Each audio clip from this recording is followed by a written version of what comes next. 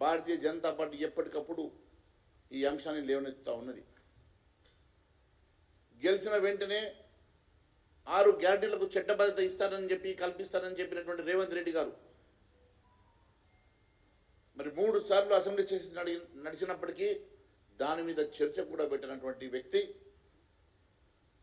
ఈరోజు 6 గ్యారెంటీలలో భాగమైనటువంటి రైతు అంశాలను కూడా పూర్తిగా విస్మరించడం చాలా బాధాకరం.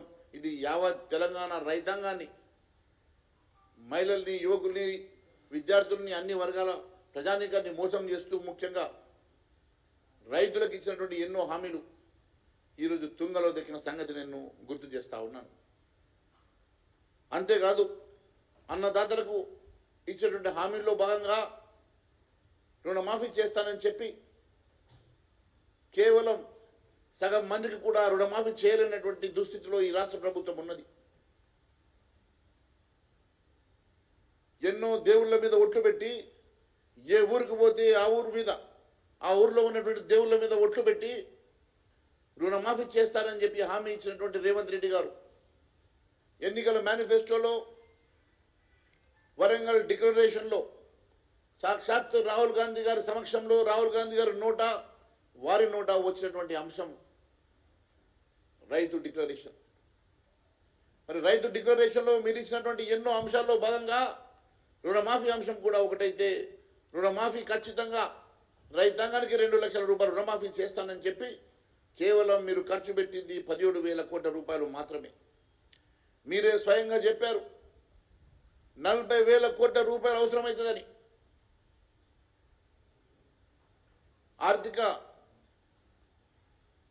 ఆర్థికవేత్తలు చెప్తా ఉన్నారు 49,000 కోట్లు అవసరమని. మీరు 40,000 కోట్లు అన్నారు. అదే మీరు మీ కేబినెట్ మీటింగ్లో 31,000 కోట్లు సరిపోతాయని చెప్పారు. కానీ ఈరోజు మీరు ఖర్చు పెట్టింది కేవలం 17,000 కోట్ల రూపాయలే.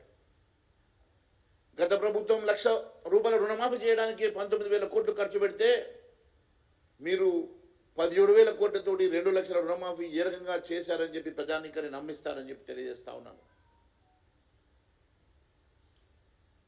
మీరు ఒకవైపు 15 ఆగస్టు సందర్భంగా పూర్తిగా రుణమాఫీ చేశానని చెప్పి పచ్చి అబద్ధాలు మాట్లాడుతుంటే మీ మంత్రులు ఉత్తమ్ కుమార్ రెడ్డి గారు కానీ, మీ మంత్రులు తుమ్మల నాగేశ్వరరావు గారు కానీ, లేదు ఇంకా కొన్ని వేల కోట్ల రూపాయలు అవసరం ఉన్నది, 13,000 కోట్ల రూపాయలు ఇంకా అవసరమవుతుందని చెప్పి తుమ్మల నాగేశ్వరరావు గారు చెప్పారు.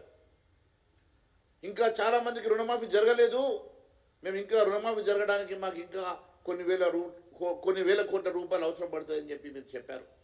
అంటే మీరు ఒకటి చెప్తా ఉన్నారు, మీ మంత్రులు ఒకటి చెప్తా ఉన్నారు. మీరు రుణమాఫీ జరిగిందని చెప్తా ఉంటే మీ మంత్రులు జరగలేదు అని చెప్పి చెప్తా ఉంటే మీరు పచ్చి అబద్ధం మాట్లాడుతున్నట్టుగా స్పష్టమవుతున్నది. మీకు మీ మంత్రుల మధ్యలో ఉన్నటువంటి గ్యాప్ తెలుస్తూ ఉన్నది.